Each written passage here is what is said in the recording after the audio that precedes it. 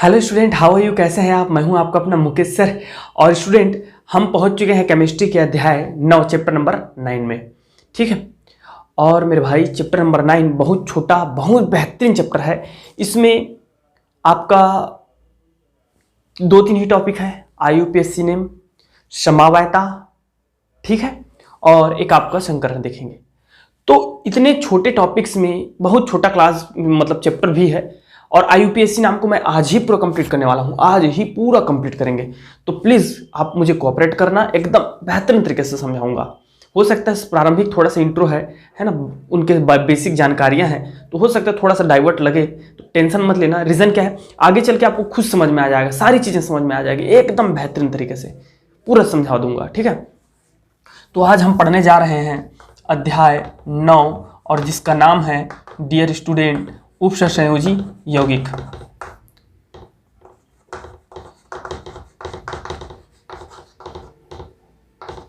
यौगिक, ठीक है, इंग्लिश में बोलते हैं इसको हम लोग कोऑर्डिनेशंस कंपाउंड।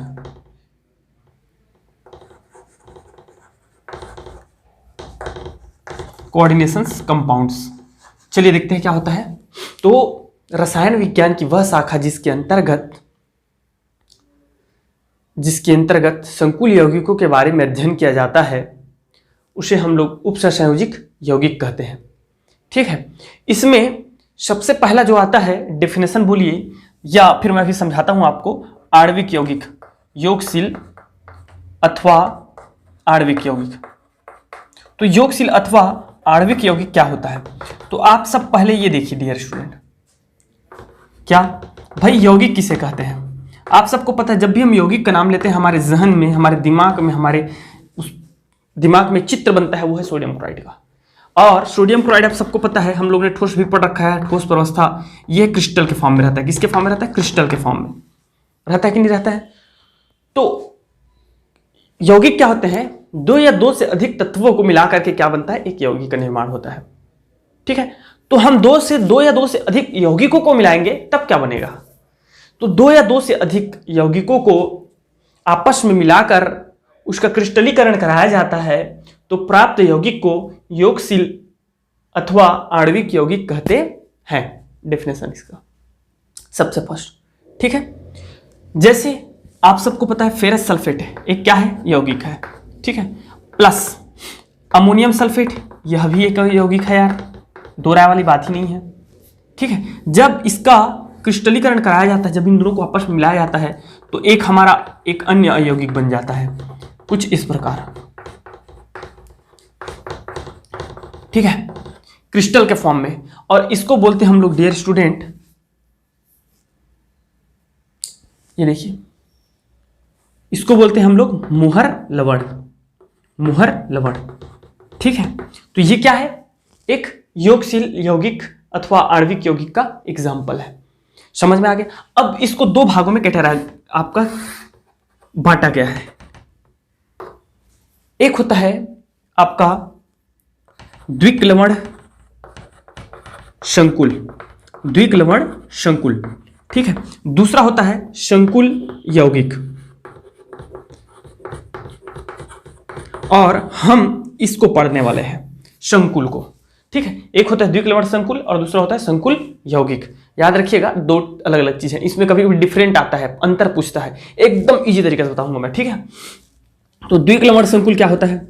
इसके पिताजी श्री के पास चली जाइए, ये इससे पैदा हुआ है ना भाई, इसका भाग है। ठीक है। इसमें चली जाइए।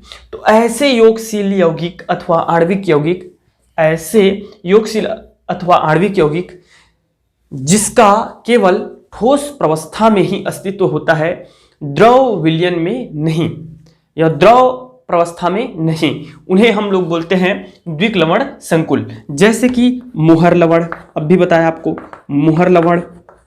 ठीक है जी। फेरस सल्फेट, अमोनियम सल्फेट और 6H2O। और है एग्जाम्पल फिटकरी, फिटकरी ये है। तो क्या होता है मैं बताऊंगा, आप टेंशन मत लो। द्विक लवण संकुल क्या होता है, केवल ठोस प्रवस्था में पाया जाता है, द्रव विलयन के रूप में नहीं पाया जाता।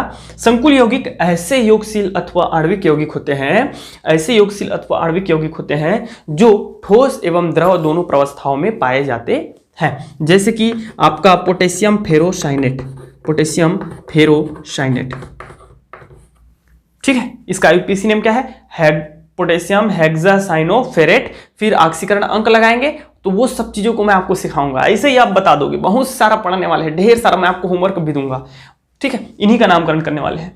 तो ये दो ठो आपको समझ में आ गया, संकुल यौगिक और जो है द्विक लवण संकुल क्या है, समझ में अच्छा से डियर स्टूडेंट। अब देखो इन दोनों में हमको डिफरेंट निकालना रहता है, चलिए देखते हैं इस दोनों में क्या क्या डिफरेंट है।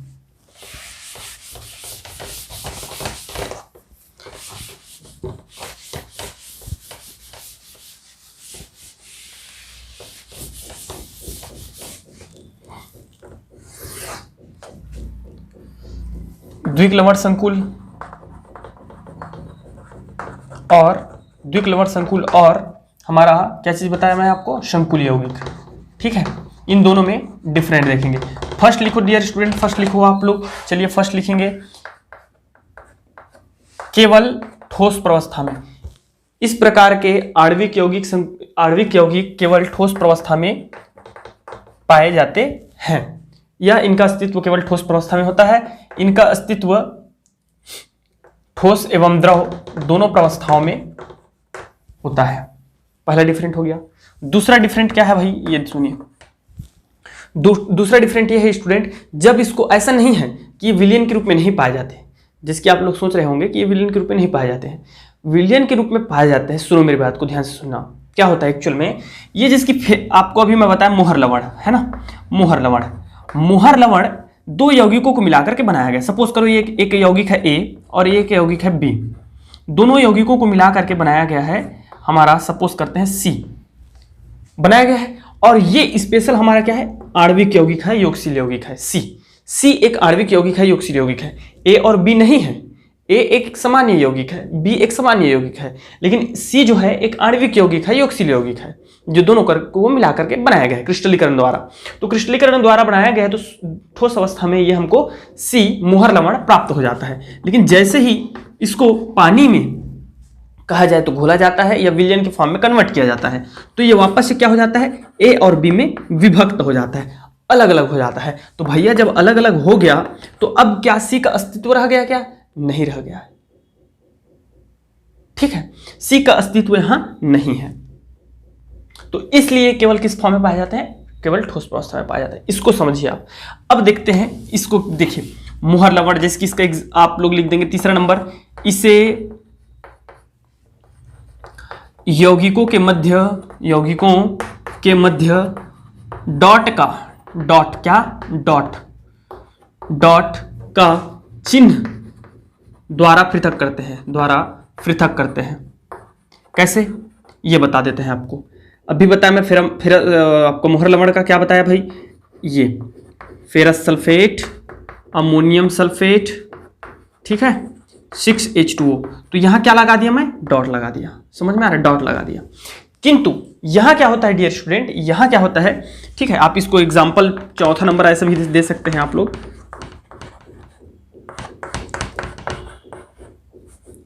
अमोनियम सल्फेट, ठीक है, तो ये बन जाता है हमारा ferrous sulphate, ammonium sulphate.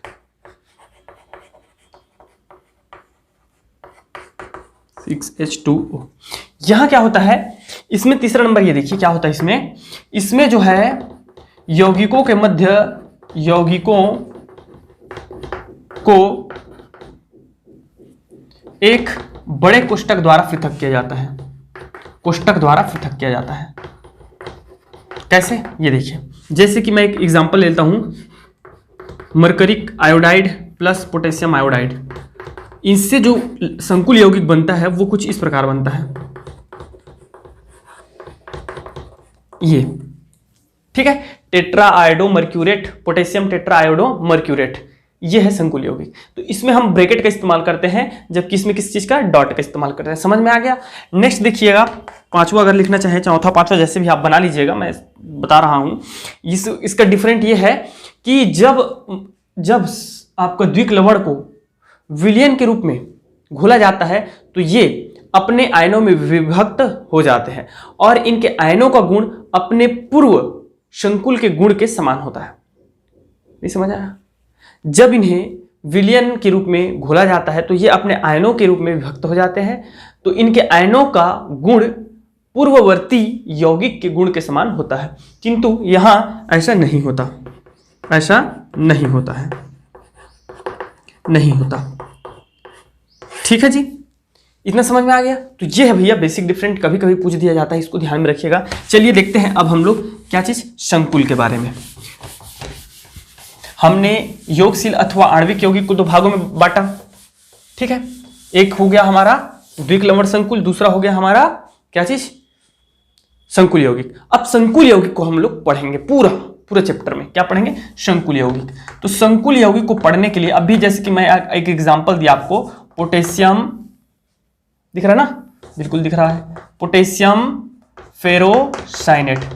Potassium फेरोसाइनेट इसका सामान्य नाम है, ठीक है जी। और पोटेशियम हेक्सासाइनोफेरेट इसका IUPAC नाम है। या आप अभी हमने देखा पोटेशियम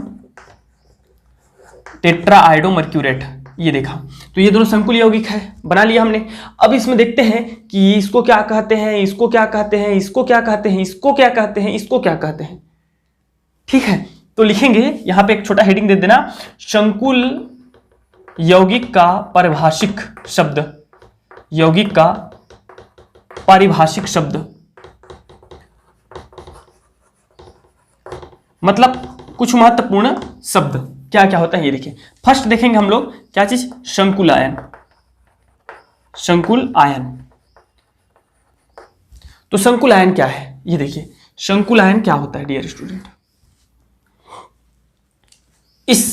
इसी को मैं पोटेशियम मर्क्यूरेट को टेट्राआइडोमर्क्यूरेट को क्या करता हूं, आयनित कराता हूं। तो ये क्या हमको मिलेगा, 2K+ ऐसा मिल जाएगा और HgI4 कुछ इस फॉर्म में मिलेगा। अब देखिए डियर स्टूडेंट, इसको हम लोग क्या बोलते हैं, संकुल आयन कहते हैं। तो उसको कैसे बोलेंगे, परिभाषा आता नहीं है, ये सब चीज नहीं आता, लेकिन जानना जरूरी है आपको। ठीक है, इसको कैसे बोलते हैं, वह आवेशित संकुल यौगिक का वह आवेशित भाग जिसमें एक केंद्रीय धातु आयन और एक लिगेंड के मध्य उपसंयोजक बंध होता है, उस आवेशित भाग को हम लोग संकुल आयन कहते हैं। संकुल आयन, सबको समझ में आ गया संकुल आयन। चलिए नेक्स्ट देखते हैं इसमें केंद्रीय धातु आयन। केंद्रीय धातु आयन ये बहुत जरूरी है ना, बहुत जरूरी है जानना आपके लिए, केंद्रीय धातु आयन। तो केंद्रीय धातु आयन क्या किसे कहते हैं, संकुल आयन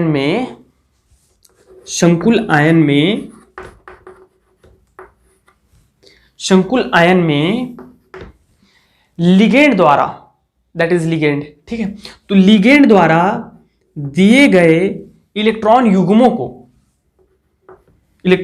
को जो ग्रहण करता है, ठीक है, या लिगेंड द्वारा उपसंयोजक बंध द्वारा जो जुड़ा रहता है, उस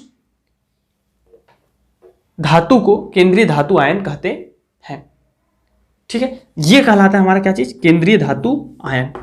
ये देख लीजिए, और ये हमेशा क्या रहता है, डी या एफ ब्लॉक का तत्व रहता है, मैक्सिमम डी ब्लॉक का तत्व रहता है, मैक्सिमम। इसलिए हम डी ब्लॉक और एफ ब्लॉक के तत्व के बाद इसको मतलब रखा गया है। ठीक है जी, और वहां मैं पढ़ाया था डी ब्लॉक के तत्व में संकुल निर्माण, तो कारण भी बताया था कि क्यों संकुल निर्माण करते हैं आपके डी ब्लॉक के तत्व, क्योंकि इसकी जो है आकार छोटी होती है, प्रभावी नाभिक की आवेश उच्च होता है, और इसके पास लिगेंड के अन्य तत्वों के इलेक्ट्रॉन युग्म को ग्रहण करने के लिए जो है डी रिक्त कक्षक उपलब्ध होता है। समझ में आ रहा है? तो इसलिए ये सब जो है निर्माण करते हैं केंद्रीय धातु आयन। तीसरा लिगेंड। तो लिगेंड क्या होता है, लिगेंड वह स्पीसीजीय समूह होता है जो केंद्रीय धातु आयन को इलेक्ट्रॉन युग्म देने की प्रवृत्ति रखता है, देने की क्षमता रखता है। ठीक है, तो कौन देता है भैया, ये आयोडीन। जो भी केंद्रीय धातु आयन के साथ में जो भी राइट साइड में रहेगा, वो सब क्या कहलाते हैं, लिगेंड कहलाते हैं। लिगेंड 1, 2, 3 भी हो सकते हैं एक ही बॉक्स में, इसी में समझ में आ रहा है, वो देखेंगे आगे चल के। तो लिगेंड समझ में आ गया सबको। तो यही इसी को आप लोग बता सकते हैं, इसी को बता सकते हैं, ऊपर वाले को भी बता सकते हैं, FCN6। तो यहाँ लिगेंड क्या हो जाएगा, ये हो जाएगा हम लोगों का लिगेंड। ठीक है जी।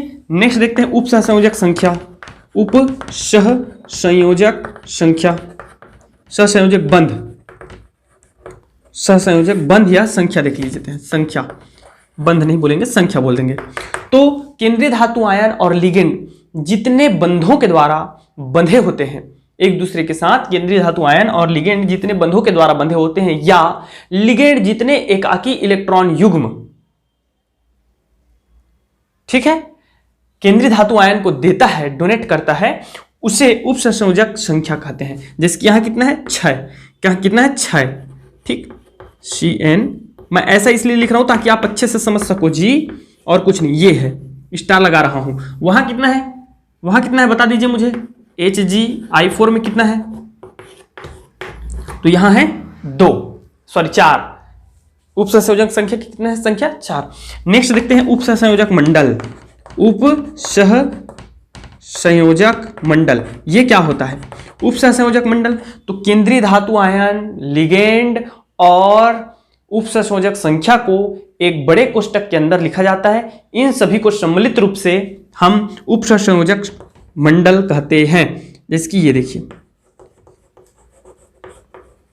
ये ठीक है, आयन को मत लिखना, आयन लिखोगे तो ये हो जाएगा हमारा, क्या हो जाएगा बताइए, संकुल आयन हो जाएगा। इसके बिना ये पूरा इतना जो भाग है वो कहलाता है उप सहसंयोजक मंडल, उप सहसंयोजक मंडल। समझ में आ गया जी। अभी देखो, अभी ना आराम से थोड़ा धैर्य रखना भाई, मैं पूरा IUPAC ने इतना सरल तरीके से पढ़ाऊंगा, समझाऊंगा, सच बता रहा हूं, कुछ भी दे दे आप बना के दे दोगे, हर कंडीशन बताऊंगा भाई, हर कंडीशन यार, प्लीज कोऑपरेट करना थोड़ा, ठीक है। तो उप सहसंयोजक मंडल कहलाता है। इतना क्लियर हो गया सबको, क्लियर हो गया जी, चलो ठीक है।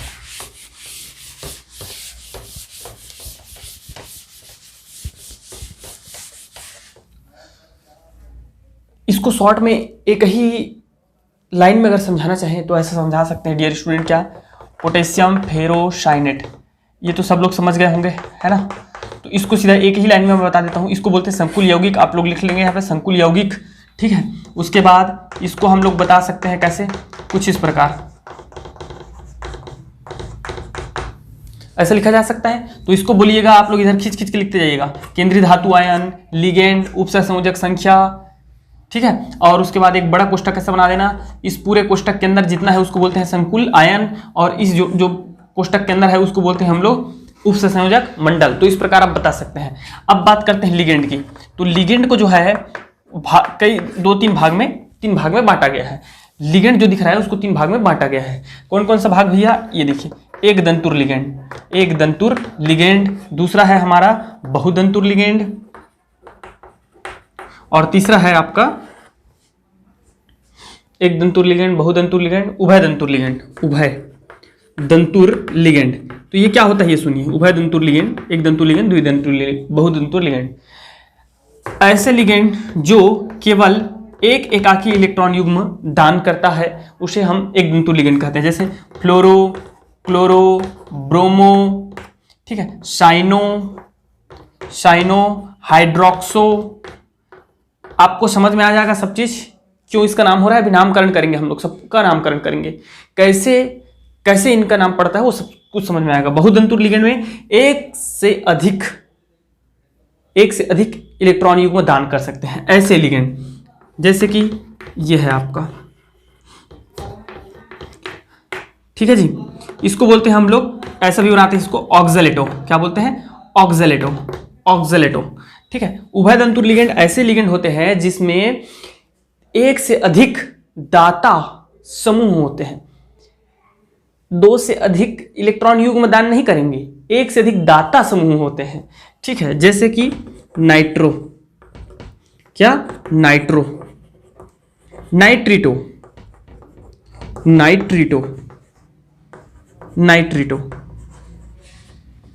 कभी कभी पूछ दिया जाता है, तो इतना कम से कम आपको याद होना चाहिए। बाकी सब इन सब चीजों को हम आराम से देखते हैं, ठीक है। चलिए देखते हैं IUPAC नाम।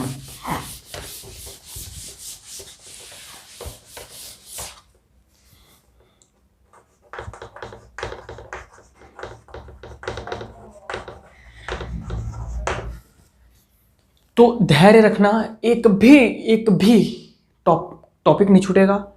इतना बेहतरीन तरीके से पढ़ाऊंगा, हर एक का नाम आप ऐसे लिख लोगे नियम के तहत पूरा। ठीक है, फर्स्ट नियम नंबर 1 आप लिख लेंगे क्या चीज, नियम नंबर 1 फर्स्ट क्या है डियर स्टूडेंट, संकुल यौगिक का नामकरण। संकुल यौगिक का नामकरण, आराम से बेहतरीन तरीके से समझाता हूं। यौगिक का नामकरण, तो संकुल यौगिक का नामकरण करेंगे। जैसे कि एक एग्जांपल ले लेता हूं मैं, क्या चीज, पोटेशियम फेरोसाइनेट। एक और एग्जांपल ले लेते हैं इसी में, क्या चीज,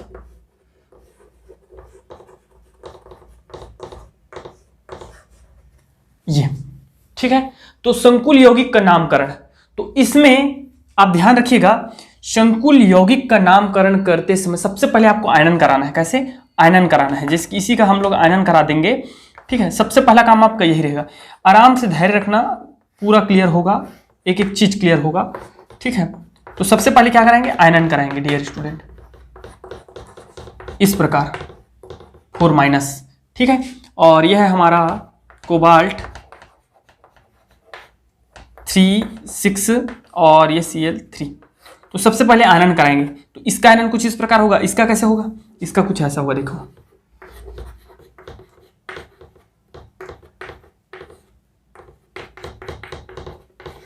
ऐसा होगा कि नहीं होगा।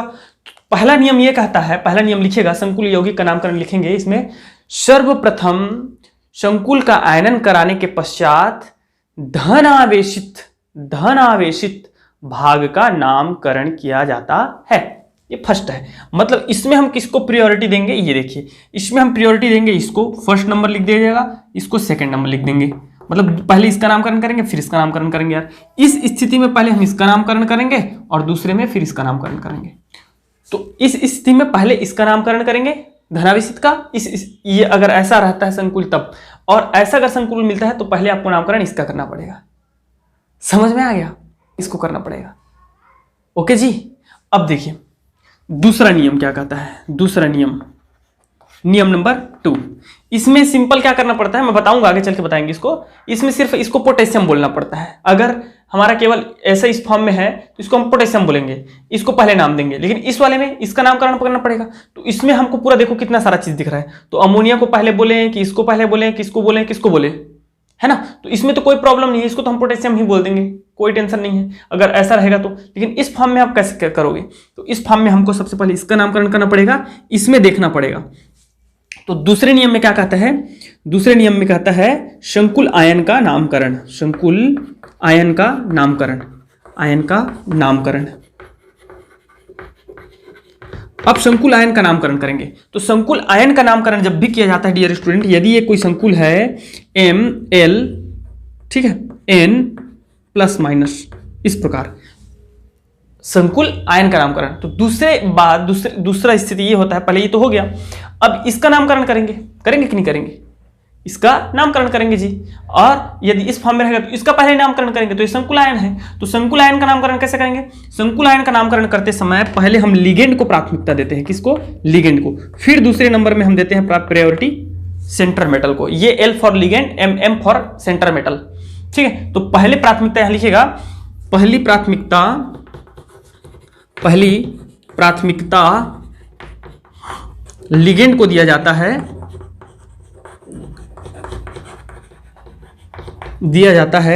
तत्पश्चात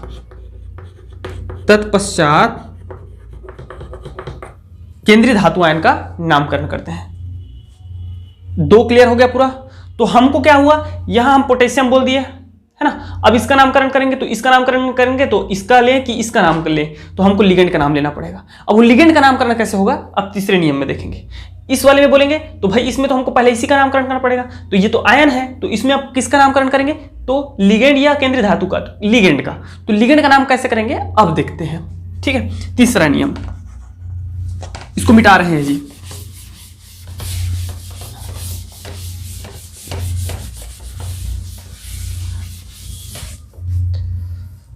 लिगेंड का नामकरण, यह सबसे महत्वपूर्ण है, लिगेंड का नामकरण। तीसरा नंबर है ना, तीसरा नियम है, नियम नंबर तीसरा। लाइन से चलिए, क्रमानुसार चलिए, मैं पूरा एक बार में समझा दूंगा। जब पूरा कंप्लीट कर लोगे ना, मजाक नहीं भाई, 5 सेकंड ही लगता है IUPAC नामकरण करने में, ठीक है। लेकिन समझ लो, पहले 5 सेकंड के लिए 50 मिनट पढ़ना पड़ेगा पहले एक बार, उसके बाद फिर 5 सेकंड में हो जाता है। इधर देखिए सब लोग, क्या लिगेंडों का नामकरण करते समय ऋण आवेशित लिगेंडों के नाम में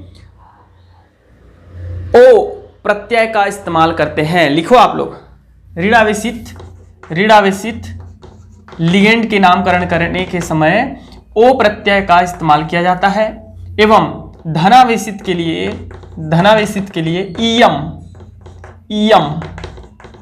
ईयम प्रत्यय का इस्तेमाल किया जाता है, और उदासीन के लिए किसी भी प्रकार का प्रत्यय इस्तेमाल नहीं किया जाता है, ठीक है। अब देखिए मैं जितना लिखा रहा हूं ना उतना को रट्टा मार लेना सब लोग, ठीक है, उतना सफिशिएंट रहेगा आई थिंक, क्योंकि मैं इसको चुनिंदा जो है जितना है जरूरी है उतना, फिर भी बहुत सारा देखिएगा। आप नाम लिखते जाएंगे, मैं बोल रहा हूं प्रोनाउंसिएशन सुन के नाम लिखते जाएंगे। फ्लोरो ऋण आवेशित, ठीक है, तो फ्लोरो ओ, फ्लोरो ओ, फ्लोरीन है ना, ओ फ्लोरो, ठीक है। क्लोरो, ब्रोमो, आइडो, साइनो, हाइड्रोक्सो, सुन रहे जी, लिखते जाइएगा। साइनो, हाइड्रोक्सो, नाइट्रो, इसको लिख देता हूं, कंफ्यूजन होता है यहां, nitro, nitrito, nitrito, nitrito, nitrato, nitrito, nitrito, ठीक है, नाइट्राइटो। और सुनिए, कार्बोनेटो, कार्बोनेटो, ऑक्सलेटो, सल्फेटो, सल्फेटो, थायोसल्फेटो, थायोसल्फेटो, और ठीक, और है बहुत सारा, भी चिंता मत करो आप लोग। थायोसल्फेटो, EN सबसे महत्वपूर्ण, इसका लिखेंगे एथिलीन डाई एमिन टेट्रा एसिटेटो, यहां 4 ऐसा आ जाएगा, सॉरी यार गलत लिखा हूं मैं, ये तो एथिलीन डाई एमिन है, ethylene diamine tetra acetato, ethylene diamine tetra acetato 4, ये हो जाएगा, ठीक। और है थायोसाइनाइटो, और है आइसोथायोसाइनाइटो, ठीक है, एमिडो, एमाइडो, और एक महत्वपूर्ण कार्बोनेटो, 1 2 3 4 5 6 7 8 9 10 11 12 13 14 15 16 17 18, और एक आठ महत्वपूर्ण याद आ जा रहा भाई, होगा तो नहीं, इतना में सफिशिएंट है यार, इतना में हो जाएगा आई थिंक, इतना में हो जाएगा, ठीक है। और आएगा जैसे कि तो मैं बता दूंगा, कराते क्वेश्चन कराते बता दूंगा, ठीक है। तो इतना को रट्टा मार लीजिए आप लोग, फिर से बोल देता हूं, fluoro, chloro, bromo, iodo, cyano, hydroxo, nitro, nitrito, nitrito, carbonato, oxalato, sulphato, thiosulphato, ethylene diamine tetra acetato, ठीक है, थायोसाइनाइटो, आइसोथायोसाइनाइटो, एमिडो, एमाइडो। ओके, चलिए देखते हैं उदासीन के लिए, उदासीन और धनावेशित के लिए।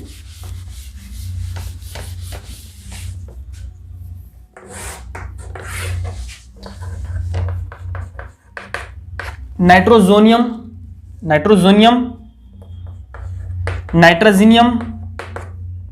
नाइट्रोनियम, ठीक है, नाइट्रोजीनियम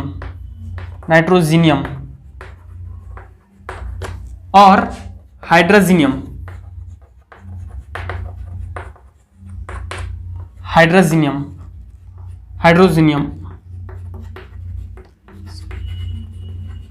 ठीक है। इतना ही है, ज्यादा नहीं है, ये यूज भी नहीं होते हैं यार, पूरा ऋणात्मक ही यूज होते हैं और उदासीन यूज होते हैं। तो उदासीन देखिएगा, उदासीन महत्वपूर्ण है बहुत ज्यादा, ये यूज नहीं होते हैं। ये यूजलेस है। ठीक है, इसमें सबसे महत्वपूर्ण है ये देखिए कौन कौन सा, एक्वा, एक्वा ध्यान रखिएगा, aqua, EN ethylene, ethylene diamine याद रखिएगा। ठीक है, NH3 एमीन, एमीन। ठीक है, नाइट्रोजिल, थायोनिल,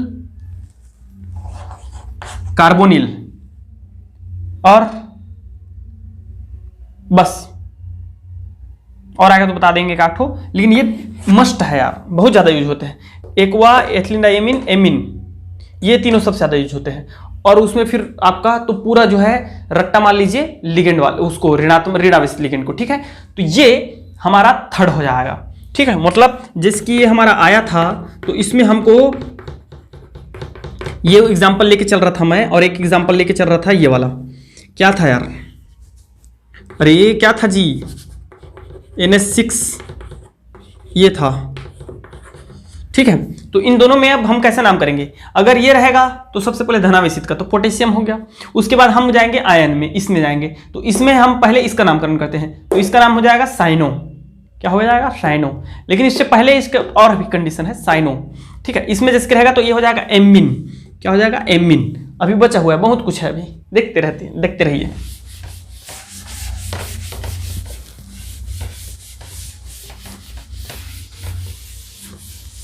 अब इधर देखिए, ये लिगेंड के अंदर ही रहेगा, तीसरा नियम चल रहा है ना लिगेंड का नामकरण, तो इसके अंदर ही रहेगा। ठीक है, तो लिगेंड के नाम के अंदर में देखेंगे, पहला रहेगा यदि, लिखेंगे आप लोग, यदि लिगेंड की संख्या एक से अधिक है तब, एक से अधिक है तब, दो यदि रहेगा, दो रहेगा तो हम यूज करेंगे डाई। ठीक है, तीन रहेगा तो ट्राई, चार रहेगा तो टेट्रा, पांच रहेगा तो पेंटा, छह रहेगा तो हेक्सा, इससे ज्यादा नहीं रहता, हेप्टा, ऑक्टा, नोनेन, डेकेन, लेकिन यहां तक सफिशिएंट रहता है। जैसे कि एग्जांपल की अभी मैं बताया आपको ये। ठीक है जी, तो इसको क्या बोलेंगे आप लोग, हेक्सासाइनो। पहले आपको इसका नाम लेना है, हेक्सा कहना है, उसके बाद साइनो कहना है, पोटेशियम हेक्सासाइनो। आगे बढ़ रहा है कि नहीं बढ़ रहा है, पोटेशियम हेक्सासाइनो। ठीक है, तो पहले इसको क्या करना है, हेक्सा, 6 है तो हेक्सा, 5 है तो पेंटा, 4 है तो टेट्रा। ठीक है, अब प्रॉब्लम कहां आता है, ये देखिए सी बी, प्रॉब्लम कहां आता है, कई बार ऐसे होता है जैसे कि एथिलीन डाइएमीन, डाई पहले से है उसमें, अब दो फिर आएगा तो क्या बोलेंगे हम लोग, डाई एथिलीन डाइएमीन बोलेंगे, नहीं, गलत हो जाता है, उसके लिए अलग से नियम बनाया गया है। और ये बहुत ज्यादा आता है, बहुत ज्यादा आता है, बहुत ज्यादा जिसको बोलते हैं। ठीक है, और ethylene diamine tetra, tetra, ethylene diamine tetra acetato. ठीक है ना, यहां भी तो आ रहा था एथिलीन डाइएमीन टेट्रा एसीटेटो, इसका क्या नाम है, एथिलीन डाइएमीन टेट्रा एसीटेटो, और इसका क्या नाम है, एथिलीन डाइएमीन। तो इसमें डाई पहले से आ रहा है अंदर में, टेट्रा पहले से आ रहा है, तो इनका नामकरण कैसे करोगे आप, इनके नामकरण के लिए एक अलग नियम बनाया गया है। यदि ये दो है तो हम बोलेंगे 20, यदि 3 है तो बोलेंगे 30। जैसे कि मान लो ये ऐसा दे दिया है आपको, ठीक है, और ये दे दिया है हमको ऐसा दे दिया है, तो आपको क्या बोलना पड़ेगा, 20। ठीक है, जिसकी 4 दे दिया है तो टेट्राकिस। ज्यादा खुश होने की जरूरत नहीं है बेटा, ठीक है, that is not a double S, double S, KIS। ठीक है, तो ये क्या है, टेट्राकिस। तो जब भी ऐसा अगर कहीं आता है आपको, जिसकी सपोज कर देते हैं, एक एग्जांपल ले लेते हैं, ये ले लीजिए EN4। अब इसका नामकरण कैसे करोगे आप बताओ, इस संतुलित नहीं है, उसको कर लेंगे बाद में, लेकिन अभी वर्तमान में देखिए सोडियम, इसको मैं टेट्रा नहीं बोलूंगा, टेट्रा नहीं बोलेंगे, क्या बोलेंगे, सोडियम टेट्राकिस एथिलीन डाइएमीन बोलेंगे। या सपोज ये ऐसा आ गया, तब कैसे बोलोगे, सोडियम डाई, नहीं नहीं नहीं नहीं, डाई नहीं, 20, सोडियम 20 एथिलीन डाइएमीन 20। तो ये सबसे ज्यादा पूछा जाने वाला IUPAC नाम में ये देता ही देता है, ताकि बच्चे कंफ्यूज हो। ठीक है तो ये होता है। चलिए इसके पश्चात, अच्छा इसमें एक और कंडीशन आता है लिगेंड में, सी, वो भी देख लेते हैं, क्या चीज, यदि 2 लिगेंड है तब, एक ही संकुल में 2 लिगेंड है तब, 2 लिगेंड है तब, जैसे कि लाइक देन ये देखिए NH4 2Cl2 या NH3, सॉरी ये 3 है ना, 3 NH3 4 H2O2 ऐसा कहीं आपको दे दिया है, तब आप कैसे करोगे? मतलब एक ही संकुल में 2 लिगेंड है, तब हम क्या करते हैं, अंग्रेजी वर्णमाला का यूज करते हैं। अंग्रेजी वर्णमाला के अनुसार नामकरण किया जाता है। तो पहले हम किसका करेंगे, जो अंग्रेजी वर्णमाला में पहले आता है। जैसे कि यहां देखिएगा, किसका नाम लेंगे? अब जरूरी नहीं है ये आगे रहेगा, तो ऐसा कोई कंपल्सरी नहीं है ना, आगे रहना जरूरी नहीं है, आगे पीछे कहीं भी रह सकता है, लेकिन आपको अंग्रेजी वर्णमाला फॉलो करना है। एमिन और क्लोरो कौन पहले आ रहा है? एमिन, ए आ रहा है कि नहीं आ रहा है? तो इसको पहले रखना है। तो इसमें हम रखेंगे डाई एमिन डाइक्लोरो। ठीक है जी। जबकि इसका नामकरण करते समय क्या रखेंगे, आपका एमिन है और एक्वा है, तो एमिन ए के बाद एम, एक्वा ए के बाद क्यू, तो एमिन पहले लिखेंगे, तो वहां हो जाएगा टेट्रा एमिन और डाई एक्वा। ठीक है, तो इस प्रकार आप जो है नामकरण करेंगे। अब चलिए देखते हैं, तो ये हो गया पूरा संकुल के पूरा जो है संकुल का नामकरण। संकुल के बाद मैं क्या बताया था आपको, केंद्रीय धातु आयन का नामकरण करना है। बताया था कि नहीं बताया था? संकुल और केंद्रीय धातु आयन में पहले संकुल का, फिर केंद्रीय धातु आयन का। तो चौथा हमारा आ जाएगा नियम नंबर 4, केंद्रीय धातु आयन का नामकरण। केंद्रीय धातु आयन का नामकरण केंद्रीय धातु आयन का नामकरण। तो केंद्रीय धातु आयन का नामकरण कैसे करेंगे, ये देखो आप। यदि हमारा जो केंद्रीय धातु आयन है वह आयन ऋण आवेशित है, तो आपको, जैसे कि ये देखिए, ये इस प्रकार आयनित हुआ था मेरे भाई, हुआ था कि नहीं हुआ था, बता दीजिए मुझे। हुआ था सर, है ना? तो यहां केंद्रीय धातु आयन क्या है, ऋण आवेशित है। जबकि इससे पहले वाले में क्या हुआ था, बता दीजिए मुझे। 3Cl माइनस, इसको उधर लिखेंगे, ठीक है, ये ऐसा NH3 3 प्लस 3Cl माइनस, ऐसा था कि नहीं था? तो यहां क्या है, धनात्मक है। केंद्रीय धातु आयन क्या है, धनात्मक है, और यहां क्या है, केंद्रीय धातु आयन क्या है, ऋणात्मक है। ऋणात्मक है कि नहीं है? तो लिखेंगे नोट में इसमें रहेगा, यदि केंद्रीय धातु आयन ऋण आवेशित है, अर्थात केंद्रीय धातु आयन का संकुल आयन, ऐसा मत लिखो, सीधा लिखो, यदि संकुल आयन ऋणावेशित है तो केंद्रीय धातु आयन के नाम में प्रत्यय के रूप में एट लगाते हैं। व्हाट? एट मतलब आठ नहीं जी, एट, ATE इंग्लिश में, ठीक है, हिंदी में एट, ऐसा एट लगाएंगे। यदि संकुल आयन ऋणावेशित है तो एट का इस्तेमाल करते हैं, और यदि धनावेश है तो कुछ नहीं लगाते हैं। ठीक है, तो कैसे नाम होता है ये देखिए, लाइक एफ है, Fe है, तो Fe क्या है, आयरन है ना, जिसको हम लोग फेरस भी बोलते हैं। तो इसका नाम लिखेंगे फेरेट। क्या लिखेंगे? फेरेट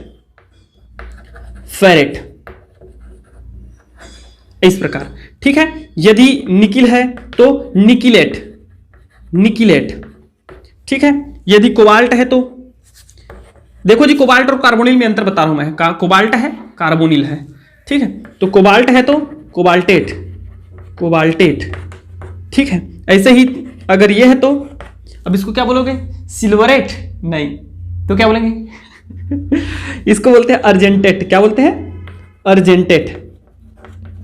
ठीक है, और इसको क्या बोलेंगे तो फिर Au को गोल्डेट नहीं, इसको बोलते हैं एयूरेट। क्या बोलते हैं? एयूरेट। ठीक है, प्लेटिनेट। क्या? प्लेटिनेट। तो इस प्रकार आपको क्या करना है, एट का इस्तेमाल करना है। अब देखो इसका हम पूरा नामकरण करते हैं। ये ऐसा था, अब इसका नामकरण करो। चलो, पोटेशियम अगर धनावेशित रहता है, मतलब ये अगर धन है, तो आपको इसको नामकरण करने में कोई प्रॉब्लम, ये इसको सीधे सिंपली नाम लेना है, पोटेशियम हेक्सासाइनो ओ, क्योंकि ऋणावेशित रहता है ना, पोटेशियम हेक्सासाइनो, और ये चूंकि ऋणावेशित बनाता है इसलिए फेरेट हो गया नाम, पोटेशियम हेक्सासाइनो फेरेट। लेकिन एक चीज बस बचा इसमें आपको ऑक्सीकरण अंक भी बताना पड़ता है। चलिए देखते हैं अब ऑक्सीकरण अंक, उसके बाद पूरा फिर ढेर सारा हम लोग IUPAC नाम देखेंगे।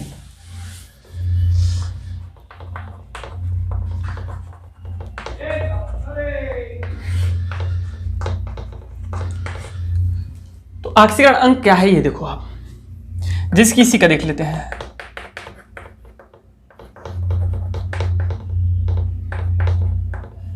पूरा कंप्लीट नाम करता हूं मैं इसका, ठीक है। ऑक्सीकरण अंक कैसे निकालना है, तो ऑक्सीकरण अंक केंद्रीय धातु आयन का निकाला जाता है। तो कैसे निकलता है ये देखिए, आपको हर हालत में इसका आयनीकरण कराना पड़ता है सबका, ठीक है जी। तो 4K प्लस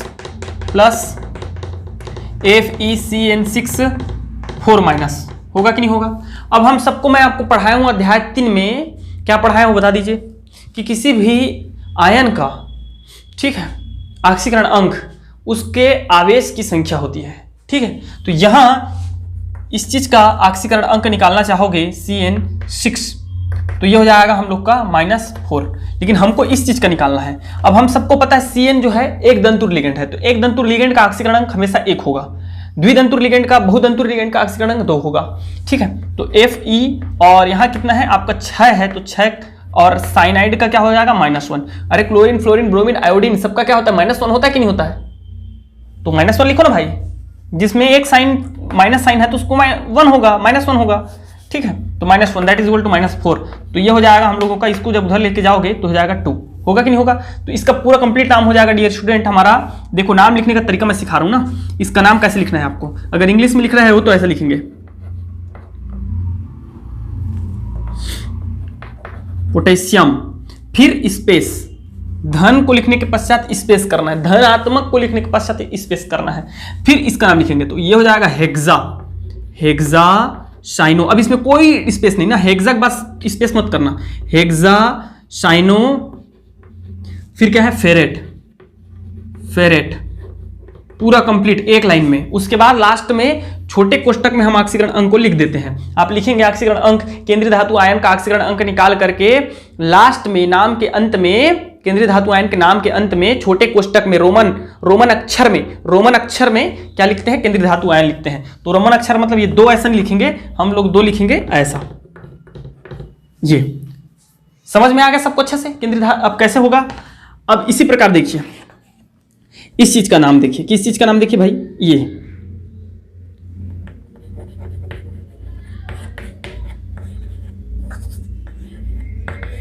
इस चीज का नाम देखेंगे कैसे करेंगे। तो इसको आयनित कराइए, इसका आयनन कैसे हो जाएगा बोल दीजिए जल्दी से।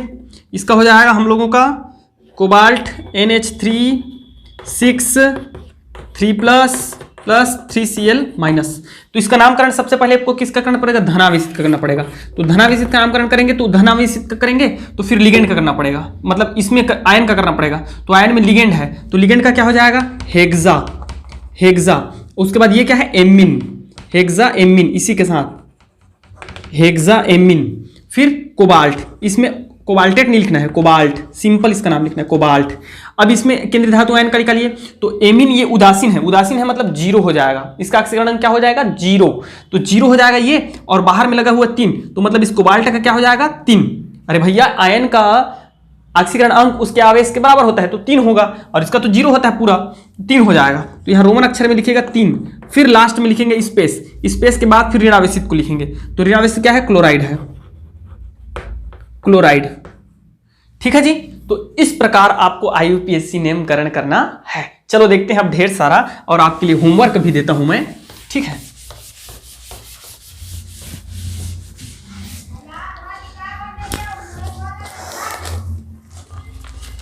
चलिए देखते हैं, आपको कुछ होमवर्क भी दूंगा और कुछ का नामकरण करके दिखाते भी हैं, ठीक है। लाइक डियर स्टूडेंट, इसको जल्दी से बता दीजिए मुझे क्या चीज है, ये 4 बता दीजिए। अब भैया ये धनावेशित है, सामने में ये है ना, तो इसका पहले नामकरण कीजिए, पोटेशियम। ऐसे ही मुखाग्र बोल रहा हूँ, आप लिख के मुझे ग्रुप में, व्हाट्सएप ग्रुप जो बना हुआ है नीचे डिस्क्रिप्शन बॉक्स में मेरा नंबर है, उस पर सेंड कर देना, ठीक है। पोटेशियम, फिर इसका करेंगे, ये ऋणावेशित हो जाएगा, 2 माइनस लगेगा ऋणावेशित, तो इसका करना पड़ेगा हमको पोटेशियम टेट्राआयोडोमर्क्यूरेट, पोटेशियम टेट्राआयोडोमर्क्यूरेट। अब इसका ऑक्सीकरण अंक क्या हो जाएगा, पोटेशियम मर्क्यूरेट के बाद हमारा आ जाएगा ये -2 है और ये -4 होगा, तो उधर जाएगा तो +4 मतलब 2, ठीक है जी। पोटेशियम टेट्राआयोडोमर्क्यूरेट 2, ये इसका नाम है। इसी प्रकार डियर स्टूडेंट मेरे पास और दे रखा है, ये देखिए H2O6 और Br3। इसका कैसे होगा, आयनन कराइए, आयनन कराना बहुत आवश्यक है। तो इस Cr, ठीक है, H2O6, अब ये इधर लगा है राइट साइड में ना, तो पक्का डेफिनेटली इसमें क्या आ जाएगा, प्लस आ जाएगा, और 3Br-। समझ में आ रहा है। तो इसका हम लोग क्या करेंगे, देखिए ऑक्सीकरण अंक पहले निकाल लीजिए। H2O है मतलब उदासीन है तो 0 हो जाएगा, तो क्रोमीन 0 मतलब ये प्लस में 0, और that is equal to ion का ही ऑक्सीकरण अंक जो है उसका आवेश होता है, तो 3। तो 3 आ गया, इसका कितना आ गया, 3 आ गया। तो नामकरण क्या करेंगे, कैसे करेंगे, पहले इस धनावेशित का करो, तो धनावेशित में हेक्सा एक्वा क्या है, क्रोमियम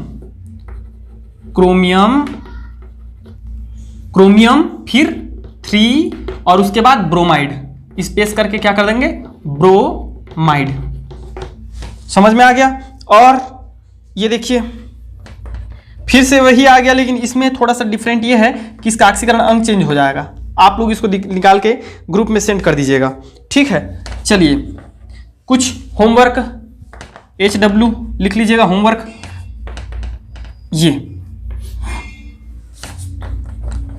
ये भी है आपके लिए होमवर्क है, 2A9 निकिल,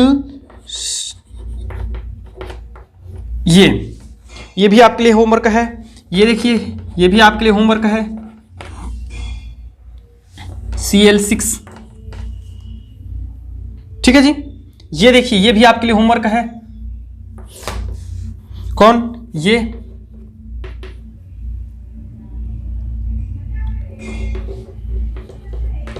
ये आपके लिए होमवर्क है। और देते हैं आपको, डेफिनेटली देंगे भी, और देंगे हम आपको, डबल वाला दे देता हूं, चलो एक ठो बना दें, नहीं लगेगा यार, बहुत होशियार हो आप लोग।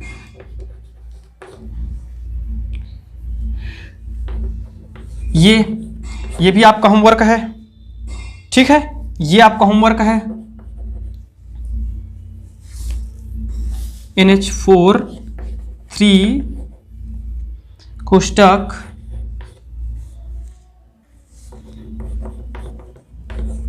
ये आपका होमवर्क है।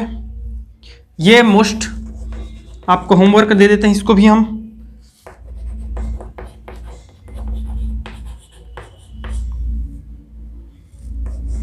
ये होमवर्क है, ठीक है। तो इतना आपके लिए जो है होमवर्क है। आज के क्लास को यहीं पे एंड करें, ठीक।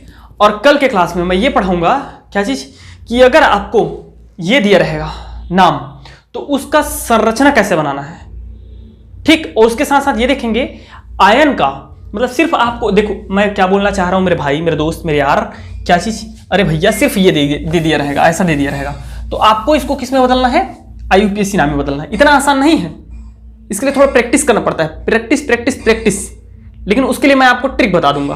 तो इसका जो है हमको किस में कन्वर्ट करना है, देखो हेक्सा एक्वा क्रोमियम 3 ब्रोमाइड, ठीक है। तो इसको हमको कन्वर्ट करना है, तो ये हो जाएगा हेक्सा एक्वा, मैं इतना आसान नहीं है ना, जितना आपको हो सकता है लग रहा होगा, मुझे लग रहा है आपको बहुत आसान लग रहा है, ठीक है। तो ऐसा जरूरी नहीं है, इसका कितना, ये कितना आएगा वो भी तो देखना पड़ता है जी, ठीक है। तो इतना आसान नहीं है, देखेंगे, मैं ट्रिक बताऊंगा आपको बढ़िया सा, ठीक है। तो ये चीज और आयन का नामकरण, और एक क्लास में पूरा आपको फिर IUPAC नाम खत्म, एक और क्लास में, ठीक है। 2 क्लास में हम पूरा कंप्लीट कर देंगे, मतलब ये क्लास और एक बस और क्लास, उसके बाद तीसरा क्लास समवायता का, ठीक है। तो thank you very much and best of luck.